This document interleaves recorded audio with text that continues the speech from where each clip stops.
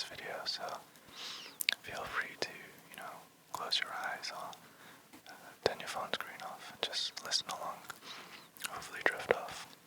Or if you really enjoy the story, just listen along. Okay, so let's start, obviously, at chapter 1. Chapter 1. Last night, I dreamt I went to Mandalay again. It seemed to me I stood by the iron gate leading to the drive, and for a while I could not enter, for the way was barred to me. There was a padlock and chain upon the gate. I called in my dream to the lodge-keeper, and had no answer, and peering closer through the rusted spokes of the gate, I saw that the lodge was uninhabited. No smoke came from the chimney, and the little lattice windows gaped forlorn. Then, like all dreamers, I was possessed of a sudden with supernatural powers, and passed like a spirit through the barrier before me. The drive wound away in front of me, twisting and turning as it had always done, but as I advanced, I was aware that a change had come upon it. It was narrow and unkempt, not the drive that we had known. At first I was puzzled and did not understand, and it was only when I bent my head to avoid the low swinging branch of a tree that I realized what had happened. Nature had come into her own again, and, little by little, in her stealthy, insidious way, had encroached upon the drive with long, tenacious fingers. The woods, always a menace even in the past, had triumphed in the end. They crowded, dark and uncontrolled, to the borders of the drive. The beeches, with white, naked limbs, leaned close to one another, their branches intermingled in a strange embrace, making a vault above my head like the archway of a church. And there were other trees as well, trees that I did not recognize, squat oaks and tortured elms that straggled cheek by jowl with the beeches, and had thrust themselves out of the quiet earth, along with monster shrubs and plants, none of which I remembered. The drive was a ribbon now, a thread of its former self, with gravel surface gone and choked with grass and moss. The trees had thrown out low branches, making impediment to progress. The gnarled roots looked like skeleton claws. Scattered here and again amongst this jungle growth, I would recognize shrubs that had been landmarks in our time, things of culture and grace, hydrangeas whose blue heads had been famous. No hand had checked their progress, and they had gone native now, rearing to monster height without a bloom, black and ugly as the nameless parasites that grew beside them. On and on, now east, now west, wound the poor thread that once had been our drive. Sometimes I thought it lost, but it appeared again, beneath a fallen tree perhaps, or struggling on the other side of the muddy ditch created by the winter rains.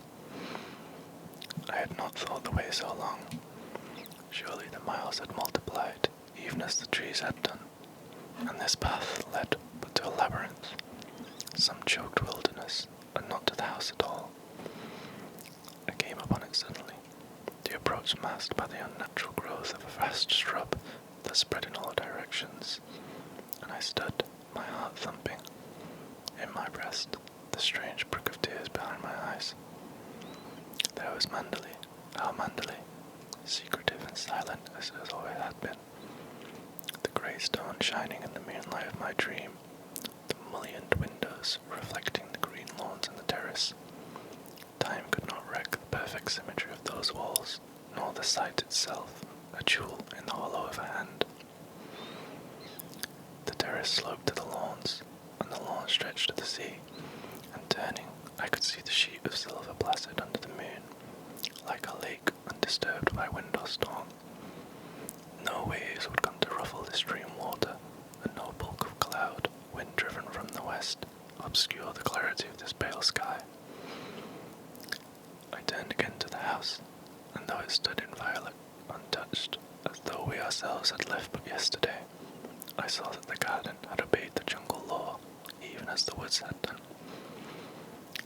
The rhododendrons stood 50 feet high, twisted and entwined with bracken, and they had entered into alien marriage with a host of nameless shrubs, poor bastard things that clung about their roots as though conscious of their spurious origin. A lilac had mated with a copper beech, and to bind them yet more closely, closely to one another, the malevolent ivy, always an enemy to Grace, had thrown her tendrils about the pair and made them prisoners. Ivy held prior place in this lost garden. The long strands crept across the lawns and seemed to crouch upon the house itself. There was another plant too, some half-breed from the woods, whose seed had been scattered long ago beneath the trees and then forgotten, and now, marching in unison with the ivy, thrust his ugly form like a giant rhubarb towards the soft grass where the daffodils had blown. Nettles were everywhere, the vanguard of the army. They choked the terrace, they sprawled about the paths, they leant, vulgar and lanky, against the very windows of the house.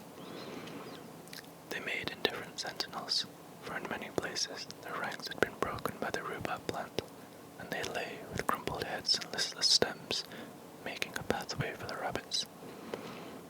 I left the drive and went on to the terrace, for the nettles were no barrier to me, a dreamer. I walked enchanted, and nothing held me back. Moonlight can play odd tricks upon the fancy, even upon a dreamer's fancy. As I stood there, hushed and still, I could swear the house was not an empty shell, but lived and breathed as it had lived before. Light came from the windows, the curtains blew softly in the night air, and there, in the library, the door would stand half open as we had left it, with my handkerchief on the table beside the bowl of autumn roses. The room would bear witness to our presence, the little heap of library books marked ready to return, and a discarded copy of the Times. Ashtrays, with the stub of a cigarette, cushions with the imprint of our heads upon them, lolling in the chairs, the charred embers of our log fire still smouldering against the morning. And Jasper, dear Jasper, with his soulful eyes and great sagging jowl, would be stretched upon the floor, his tail a thump when he heard his master's footsteps. A cloud, hitherto unseen, came upon the moon, and hovered an instant like a dark hand before her face. The illusion went with it, and the lights in the windows were extinguished. I looked upon a desolate shell, soulless at last, unhaunted, with no whisper of the past about its stirring walls. The house was a sepulchre. Our fear and suffering lay buried in the ruins. There would be no resurrection. When I thought of Mandalay in my waking hours, I would not be bitter. I should think of it as it might have been, could I have lived there without fear. I should remember the rose garden in summer, and the birds that sang at dawn, tea under the chestnut tree, and the murmur of the sea coming up to us from the lawns below. I would think of the blown lilac and the happy valley. These things were permanent, they could not be dissolved. They were memories that cannot hurt. All this I resolved in my dream, while the clouds lay across the face of the moon. For like most sleepers, I knew that I dreamed. In reality, I lay many hundred miles away in an alien land, and would wake, before many seconds had passed, in the bare little hotel bedroom, comforting in its very lack of atmosphere. I would sigh a moment, stretch myself in turn, and opening my eyes, be bewildered at that glittering sun, that hard, clean sky, so different from the soft moonlight of my dream. The day would lie before us both, long no doubt and uneventful, but fraught with a certain stillness, a dear tranquillity we had not known before. We would not talk of Mandalay. I would not tell my dream, for Mandalay was ours no longer. Mandalay was no more. Chapter 2. We can never go back again, that much is certain. The past is still too close to us. The things we've tried to forget and put behind us would stir again, and that sense of fear, of furtive unrest, struggling at length to blind unreasoning panic, now mercifully stilled, thank God, might in some manner unforeseen become a living companion, as it had been before. He is wonderfully patient and never complains, not even when he remembers, which happens, I think, rather thought more often than he would have me know. I can tell by the way he will look lost and puzzled suddenly, all expression dying away from his dear face as though swept clean by an unseen hand. mask will form, a sculptured thing, formal and cold, beautiful still, but lifeless. He will fall to smoking cigarette after cigarette, not bothering to extinguish them, and the glowing stubs will lie around on the ground like petals. He will talk quickly and eagerly about nothing at all, snatching at any subject as a panacea to pain. I believe there is a theory that men and women emerge finer and stronger after suffering, and that to advance in this or any world we must endure ordeal by fire. This we have done in full measure, ironic though it seems. We both have known fear and loneliness and very great distress. I suppose sooner or later in the life of everyone comes a moment of trial. We, all of us, have our own particular devil, who rides us and torments us, and we must give battle in the end. We have conquered ours, or so we believe. The devil does not ride us any more. We have come through our crisis, not unscathed, of course. His premonition of disaster was correct from the beginning, and, like a ranting actress in an indifferent play, I might say that we have paid for freedom. But I have had enough melodrama in this life, and would willingly give my 5 cents if they could ensure us our present peace and security. Happiness is not a possession to be prized. It is a quality of thought, a state of mind. Of course, we have our moments of depression, but there are other moments too, when time, unmeasured by the clock, runs on into eternity, and, catching his smile, I know we are together. We march in unison. No clash of thought or of opinion makes a barrier between us. We have no secrets now from one another. All things are shared. Granted that our little hotel is dull, and the food indifferent, and that day after day dawns very much the same, yet we would not have it otherwise. We should meet too many of the people he knows in any of the big hotels. We both appreciate simplicity, and we are sometimes bored. Well, boredom is a pleasing antidote to fear. We live very much by routine, and I have developed a genius for reading aloud. The only time I have known him show impatience is when the postman lags, for it means we must wait another day before the arrival of our English mail. We have tried wireless, but the noise is such an irritant, and we prefer to store up our excitement. The result of a cricket match played many days ago means much to us. Oh, the test matches that have saved us from ennui. The boxing bouts, even the billiard scores. Finals of schoolboy sports, dog racing, strange little competitions in the remoter counties. All these are grist to our hungry mill. Sometimes old copies of the field come my way, and I am transported from this indifferent island to the realities of an English spring. I read of chalk streams, of the mayfly, of sorrel growing at green meadows, of rooks circling above the woods as they used to do at Manderley. The smell of wet earth comes to me from those thumbed and tattered pages, the sour tang of moorland peat, the feel of soggy moss spattered white in places by herons' droppings. Once there was an article on wood pigeons, and as I read it aloud, it seemed to me that once again I was in the deep woods at Manderley, with pigeons fluttering above my head. I heard their soft, complacent call, so comfortable and cool on a hot summer's afternoon. There would be no disturbing of their peace until Jasper came loping through the undergrowth to find me, his damp muzzle questing the ground. Like old ladies caught at their ablutions, the pigeons would flutter from their hiding place, shocked into silly agitation, and, making a monstrous to-do with their wings, streak away from us above the treetops, and so out of sight and sound. When they were gone, a new silence would come upon the place, and I, uneasy for no known reason, would realize that the sun no longer wove a pattern on the rustling leaves, that the branches had grown darker, the shadows longer, and back at the house there would be fresh raspberries for tea. I would rise from my bed of bracken then, shaking the feathery dust of last year's leaves from my skirt and whistling to Jasper, set off towards the house, despising myself even as I walked, for my hurrying feet, by one one swift glance behind. How strange that an article on wood pigeons could so recall the past and make me falter as I read aloud. It was the grey look in his face that made me stop abruptly and turn the pages until I found a paragraph on cricket, very practical and dull. Middlesex batting on a dry wicket at the Oval and piling up interminable dreary runs. How I blessed those solid, flannelled figures, for in a few moments his face had settled back into repose, the colour had returned, and he was deriding the Surrey bowling in healthy irritation. We were saved a retreat into the past, and I had learnt my lesson. Read English news, yes, and English sport, politics and pomposity, but in future keep the things that hurt to myself alone.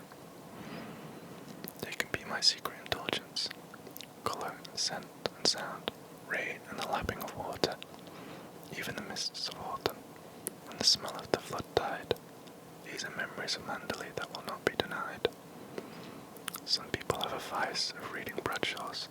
They plan innumerable journeys across country for the fun of linking up impossible connections. My hobby is less tedious, if as strange. I am a mine of information on the English countryside. I know the name of every owner of every British moor, yes, and their tenants too. I know how many grouse are killed, how many partridge, how many head of deer. I know where trout are rising, or where the salmon leap. I attend all meets, I follow every run. Even the names of those who walk hound puppies are familiar to me. The state of the crops, the price of fat cattle, the mysterious ailments of swine. I relish them all.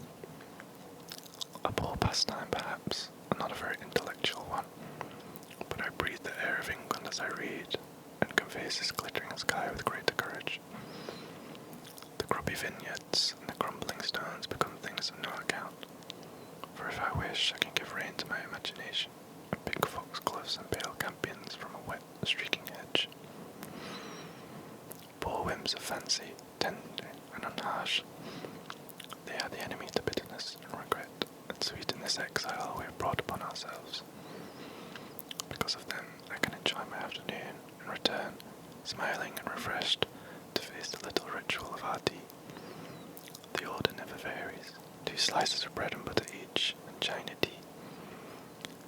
What a hidebound couple we must seem, clinging to custom because we did so in England. Here, on this clean balcony, white and impersonal with centuries of sun, I think of 4:30 at Manderley, and the table drawn before the library fire, the door flung open, punctual to the minute, and the performance never varying with the laying of the tea, the silver tray, the kettle, the snowy cloth, while Jasper, his spaniel ears a-droop, feigns indifference to the arrival of the cakes. The feast was laid before us always, and yet we ate so little. Those dripping crumpets, I can see them now, tiny crisp wedges of toast, and piping hot, floury scones. Sandwiches of unknown nature, mysteriously flavoured and quite delectable, and that very special gingerbread, angel cake that melted in the mouth, and his rather stodgier companion, bursting with peel and raisins. There was enough food there to keep a starving family for a week. I never knew what happened to it all, and the waste used to worry me sometimes. But I never dared ask Mrs. Danvers what she did about it.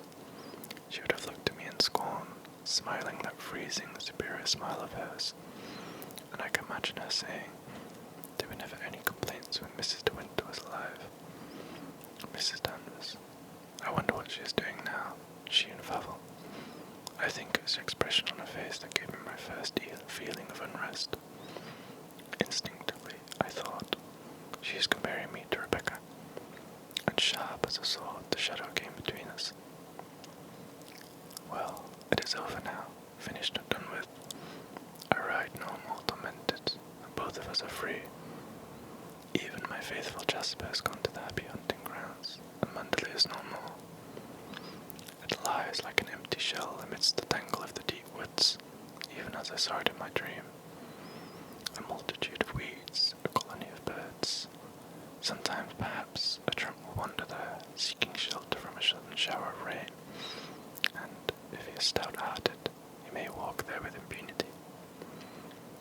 But your timid fellow, your nervous poacher, the woods of Manderley are not for him. He might stumble upon the little cottage in the cove, and he would not be happy beneath its tumbled roof, the thin rain beating a tattoo. There might linger there still a certain atmosphere of stress. That corner in the drive, too, where the trees encroach upon the gravel, is not a place in which to pause, not after the sun has set. When the leaves rustle, they sound very much like the stealthy movement of a woman in evening dress, and when they shiver suddenly and fall and scatter away along the ground, they might be the patter, patter of a woman's hurrying footstep, and the mark in the gravel the imprint of a high-heeled satin shoe. It is when I remember these things that I return with relief to the prospect from our balcony. No shadows steal upon this hard glare, the stony vineyards shimmer in the sun, and the Boone Valier is white with dust. I may one day look upon it with affection. At the moment it inspires me, if not with love, at least with confidence. And confidence is a quality I prize, although it has come to me a little late in the day. I suppose it is dependence on me that has made me bold at last.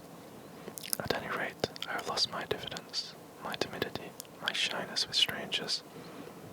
I am very different from that self who drove to Manderley for the first time, hopeful and eager, handicapped by a rather desperate gaucherie, and filled with an intense desire to please. It was my lack of poise, of course, that made such a bad impression on people like Mrs. Danvers. What must I have seemed like after Rebecca? I can see myself now, memory spanning the years like a bridge, with straight, bobbed hair, and youthful, unpowdered face, dressed in an ill-fitting coat, and skirt and a jumper of my own creation, trailing in the wake of Mrs. Van Hopper like a shy, uneasy colt.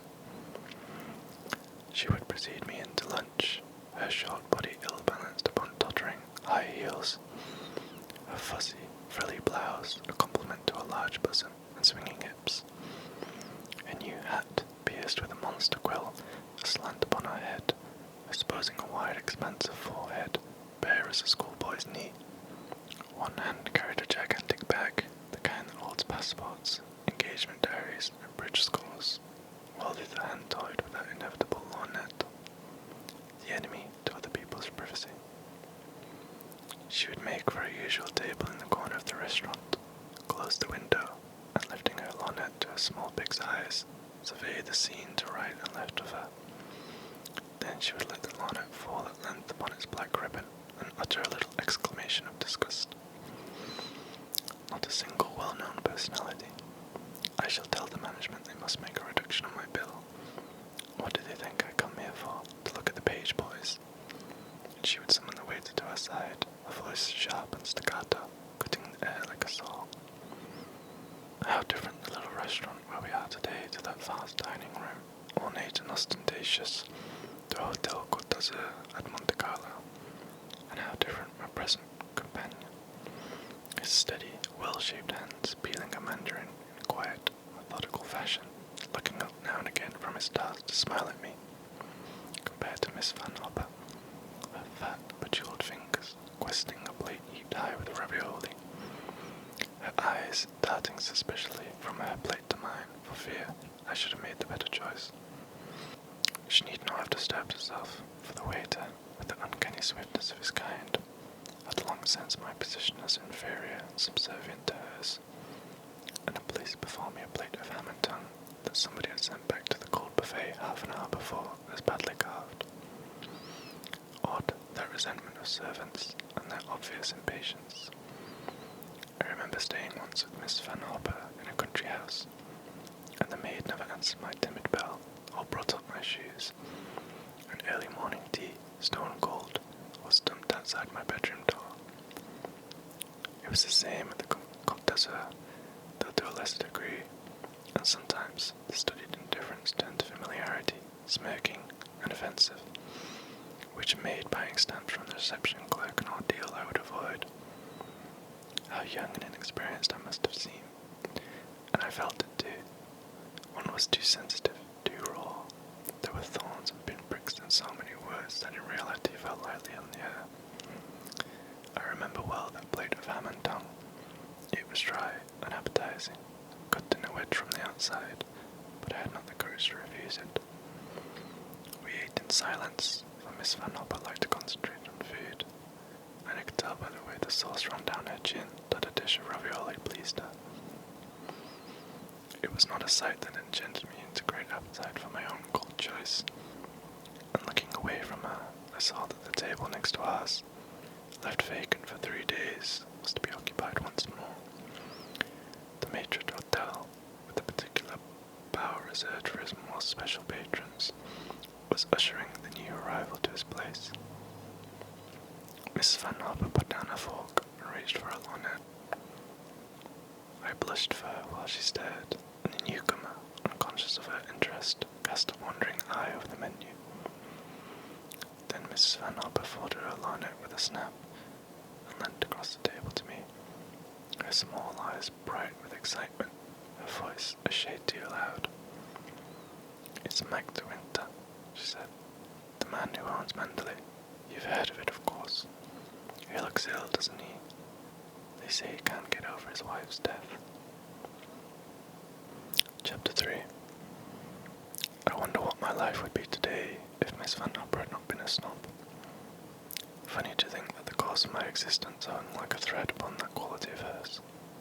Her curiosity was a disease, almost a mania. At first I'd been shocked, wretchedly embarrassed. I would feel like a whipping boy who must bear his master's pains when I watched people laugh behind her back, leave a room hurriedly upon our entrance, or even vanish behind a service door in the corridor upstairs. For many years now she had come to the Hotel Côte d'Azur, and apart from bridge, one of her pastimes, which was notorious by now in Monte Carlo, was to claim visitors of distinction as her friends. Had she but seen them once at the other end of the post office. Somehow she would manage to introduce herself, and before her victim had sensed danger, she had proffered an invitation to her suite. Her method of attack was so downright and sudden that there was seldom opportunity to escape. At the Côte d'Azur, she staked a claim upon a certain sofa in the lounge, midway between the reception hall and the passage to the restaurant, and she would have her coffee there after luncheon and dinner, and all who came and went must pass her by. Sometimes she would employ me as a bait to draw her prey, and, hating my errand, I would be sent across the lounge with a verbal message, the loan of a book or paper, the address of some shop or other, the sudden discovery of a mutual friend. It seemed as though notables must be fed to her, much as invalids are spooned their jelly, and though titles were preferred by her, any face once seen as social paper served as well. Names scattered in a gossip column, authors, artists, actors, and their kind, even the mediocre ones, as long as she had learned of them in print. I can see her as though it were but yesterday, on that unforgettable afternoon, never mind how many years ago, when she sat at her favourite sofa in the lounge, debating her method of attack. I could tell by her abrupt manner and the way she tapped her lorgnette against her teeth that she was questing possibilities. I knew, too, when she had missed the suite and rushed through dessert, that she had wished to finish luncheon before the new arrival, and so install herself where he must pass. Suddenly, she turned to me, her small eyes alight. "Go upstairs quickly and find that letter from my nephew. You remember, the one written on his honeymoon, with the snapshot. Bring it down to me right away." I saw then that her plans were formed, and the nephew was to be the means of introduction.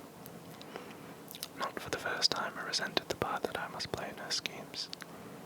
Like a juggler's assistant, I produced the props, then silent and attentive, I waited on my cue. This newcomer would not welcome intrusion. I felt certain of that.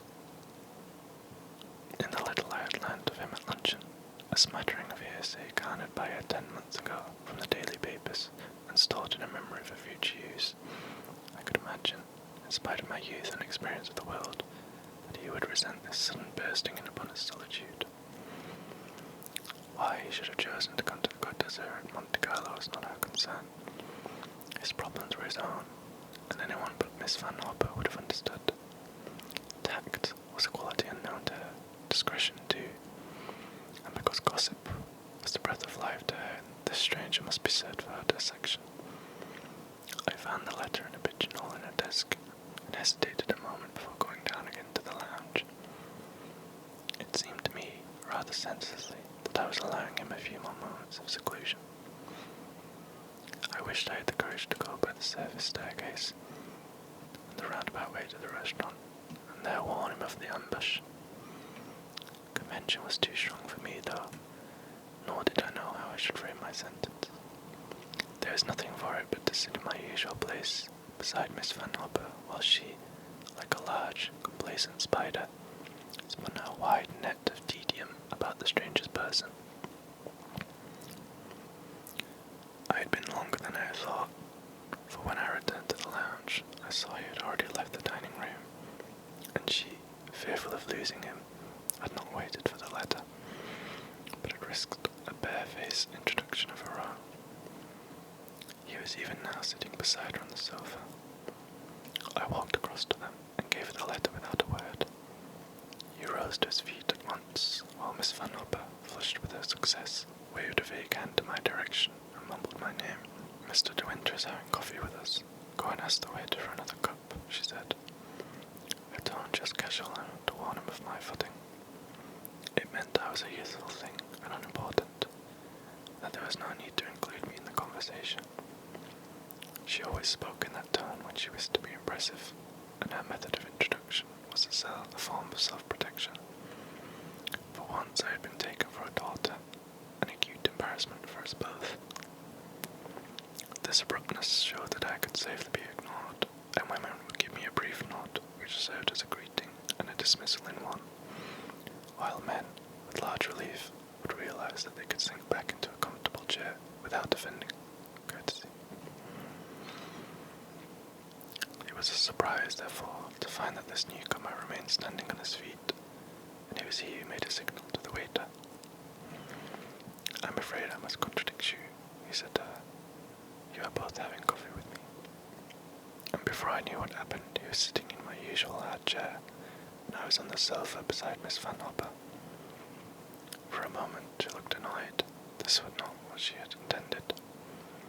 But she soon composed her face, and, thrusting her large self between me and the table, she leaned forward to his chair, talking eagerly and loudly, fluttering the letter in her hand.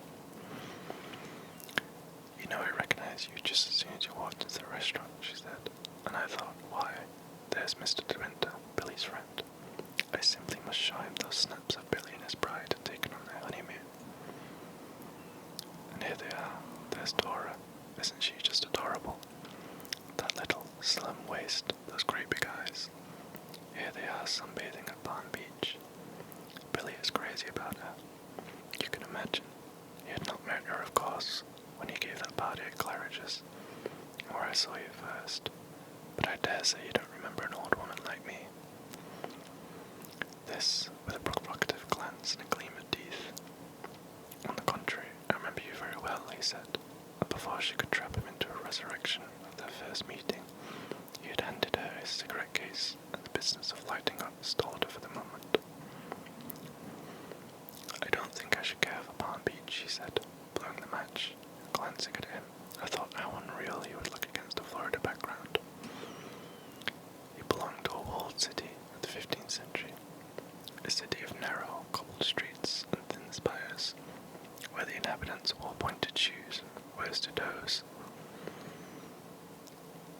His face was arresting, sensitive, medieval in some strange, inexplicable way, and I was reminded of a portrait seen in a gallery, I had forgotten where, of a certain gentleman unknown. Could one but rob him of his English tweeds, and put him in black, with lace at his throat and wrists, he would stare down at us in our new world from a long distant past, a past where men walked cloaked at night, and stood in the shadow of old doorways, a past of narrow stairways and dim dungeons, a past of whispers in the dark, of shimmering rapier blades, of silent, exquisite courtesy. I wished I could remember the old master who had painted that portrait. He stood in a corner of the gallery, and the eyes followed, one from the dusky frame. They were talking, though, and I had lost the thread of conversation. No, not even 20 years ago, he was saying. That sort of thing has never amused me. I heard Mrs. Van Hopper give her fat, complacent laugh. If Billy had a home like Mandalay, you would not want to play around at Palm Beach, she said. I'm told it's like a fairyland. There's no other word for it. She paused, expecting him to smile, but he went on smoking his cigarette, and I noticed, faint as gossamer, the line between his brows. I've seen pictures of it, of course, she persisted, and it looks perfectly enchanting. I remember Billy telling me it had all those big places beat for beauty. I wonder you can ever bear to leave it. His silence now was painful, and would have been patent to anyone else, but she ran on like a clumsy goat, trampling and trespassing on land that was preserved, and I felt the colour flood my face, dragged with her as I was into humiliation. Of course you Englishmen are all the same about your homes, she said, her voice becoming louder and louder. You depreciate them so as not to seem proud. Isn't there a minstrel's gallery at Mandalay, and some very valuable portraits? She turned to me by way of explanation.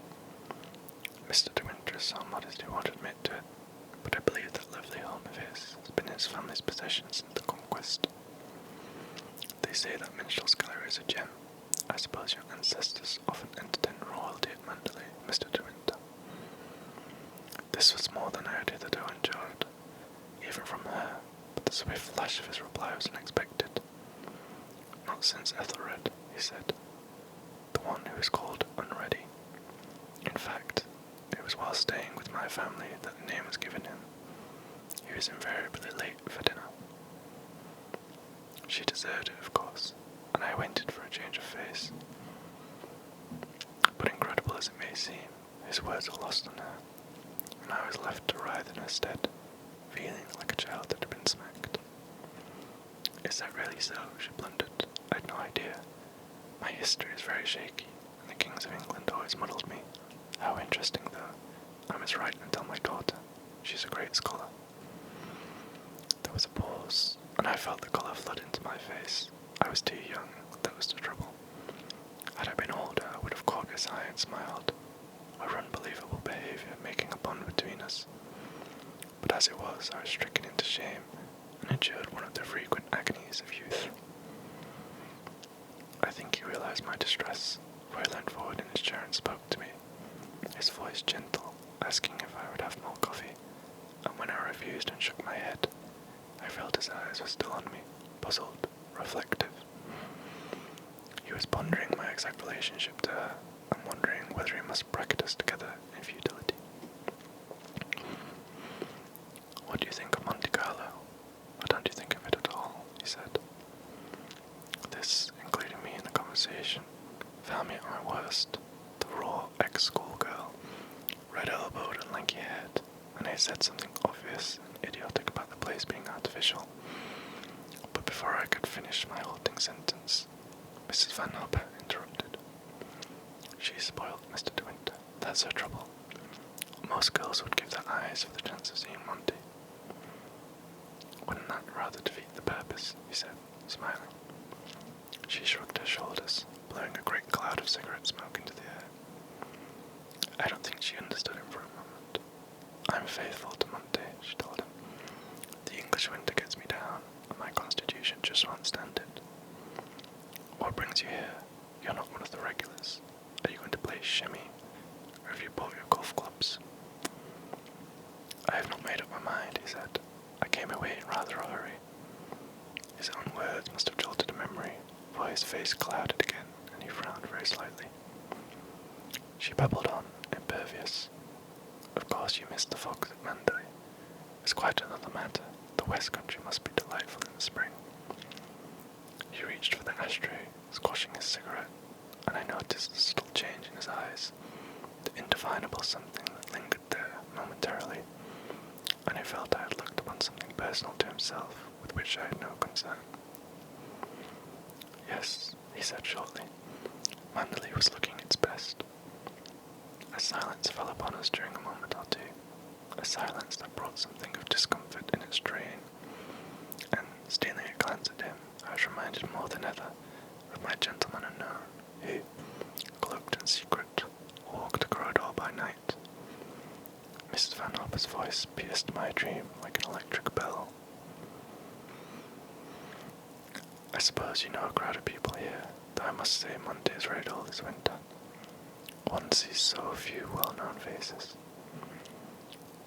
The Duke of Middlesex is here in his yacht, but I haven't even been aboard yet. She never had, to my knowledge. You know Nell Middlesex, of course, she went on. What a charmer she is. They always say that second child isn't his, but I don't believe it. People will say anything, won't they, when a woman is attractive? And she is so very lovely. Tell me, is it true the Caxton-Hillsop marriage is not a success? She ran on through a tangled fringe of gossip, never seeing that these names were alien to him. They meant nothing, and that as she prattled, unaware, he grew colder and more silent. Never for a moment did he interrupt or glance at his watch. It was as though he had set himself a standard of behaviour, since the original lapse when he made a fool of her in front of me, and clung to it grimly, rather than offend again. It was a page boy in the end who released him, with the news that a dressmaker awaited Mrs. Van Hopper in the suite. He got up at once, pushing back his chair. Don't let me keep you, he said. Fashions change so quickly nowadays, they may even have altered by the time you get upstairs. The sting did not touch her. She accepted it as a pleasantry. It's so delightful to run into you like this, Mr. De Winter, she said, as he went towards the lift. Now I've been brave enough to break the ice. I hope I shall see something of you. You must come and have a drink sometime in the suite. I may have one or two people coming in tomorrow evening. Why not join us? I turned away so that I should not watch him search for an excuse. I'm so sorry, he said. Tomorrow I'm probably driving to Suspel. I'm not sure when I shall get back. Reluctantly, she left it, but we still hovered at the entrance to the lift. I hope they've given you a good room. The place is half empty, so if you're uncomfortable, mind you, make a fuss. Your valet has unpacked for you, I suppose. This familiarity was excessive, even for her, but I caught a glimpse of its expression. I don't possess one, he said quietly. Perhaps you would like to do it for me. This time his shaft had found its mark, for she reddened and laughed a little awkwardly. Why, I hardly think, she began, and then suddenly and unbelievably, she turned upon me. Perhaps you could make yourself useful to Mr. De Winter, if he wants anything done. You're a capable child in many ways. There was a momentary pause, while I stood stricken, waiting for his answer. He looked down at us, mocking, faintly sardonic, a ghost of a smile on his lips. A charming suggestion, he said, but I cling to the family motto. He travels the fastest who travels alone. Perhaps you have not heard of it. And without waiting for an answer, he turned and left us. What a funny thing, said Mrs. Van Hopper, as we went upstairs in the lift. Do you suppose that sudden departure was a form of humour? Men do such extraordinary things. I remember a well-known writer once used to dart down the service stairways whenever he caught me coming. I suppose he had a penchant for me and wasn't sure of himself. However, I was younger then. The lift stopped with a jerk. We arrived at our floor. The page boy flung open the gates. By the way, dear, she said, as we walked along the corridor, don't think I mean to be unkind, but you put yourself just a teeny bit forward this afternoon.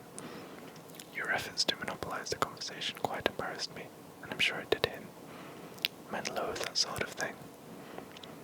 I said nothing. There seemed no possible reply. Oh, come, don't sulk, she laughed and shrugged her shoulders. After all, I am responsible for your behaviour here, and surely you can accept advice from a woman old enough to be your mother. Eh bien, Jean. And humming a tune, she went into the bedroom where the dressmaker was waiting for her. knelt on the window seat and looked out upon the afternoon. The sun shone very brightly still, and there was a gay high wind. In half an hour we would be sitting to our bridge, the windows tightly closed, the central heating turned to the full. I thought of the ashtrays I would have to clear, and how the squash stubs, stained with lipstick, would sprawl in company with discarded chocolate creams. Bridge does not come easily to a mind brought up on snap and happy families. Besides, it bored her friends to play with me. I felt my youthful presence put a curb upon that conversation, much as a parlour-maid does until the arrival of dessert, and they could not fling themselves so easily into the melting pot of scandal and insinuation. Her men friends would assume a sort of forced heartiness and ask me jocular questions about history or painting, guessing I had not long left school and that this would be my only form of conversation. I sighed and turned away from the window. The sun was so full of promise, and the sea was whipped white with a merry wind. I thought of that corner of Monaco which I had passed a day or two ago, where a crooked house leant into a cobbled square. High up in the tumbled roof there was a window, narrow as a slit. It might have held a presence medieval, and, reaching to the desk for pencil and paper, I sketched in fancy with an absent-minded profile, pale and aquiline. A sombre eye, a high-bridged nose, a scornful upper lip, and I added a pointed beard and lace at the throat, as the painter had done, long ago in a different time. Someone knocked at the door, and a lift boy came in with a note in his hand. "Madame is in the bedroom," I told him, but he shook his head and said it was for me. I opened it. I found a single sheet of notepaper inside, with a few words written in an unfamiliar hand. "Forgive me, I was very rude this afternoon." That was all, no signature and no beginning, but my name was on the envelope, and spelled correctly, an unusual thing. "Is there an answer?" asked the boy. I looked up from the scroll words. "No," I said. "No, there isn't any answer." When he had gone, I put the note away in my pocket and turned once more to my pencil drawing. But for no reason, it did not please me any more. The face was stiff and lifeless, and the lace collar and the beard were like props in a shroud. That's chapter 4 now, so I'm going to stop there. That was the first 3 chapters. I hope you enjoyed it. I really enjoyed it. Yeah, I'm excited to see where this goes. I really don't know anything about this book, but I'm enjoying the way Daphne du Maurier writes, especially. There's a lot of imagery, a lot of I don't know. It's just a nice way of writing.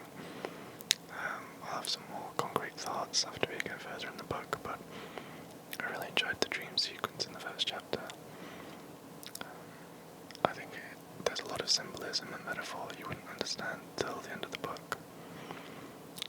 But I love the way she kind of makes the nature of the plant seem scary or ominous. Yeah, and it's obviously she's setting up a mystery about what exactly happened with this man and the house at Mandalay. Yeah, so I'm excited to see where it goes. I hope you enjoyed it, and let me know, because I'll do some more. Alright, have a good day. See you next time.